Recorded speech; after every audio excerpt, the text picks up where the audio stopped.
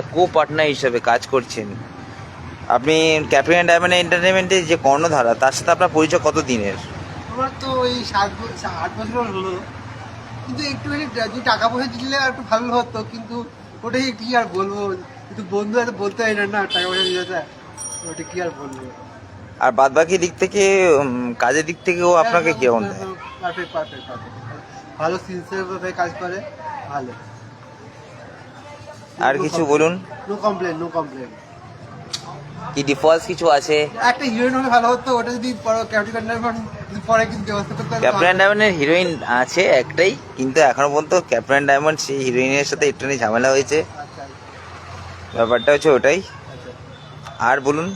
আর কিছু বলার নেই। আর বল না, তুই বল না, শুনছি তো তোর কথা, বলে আছি, তুই বল।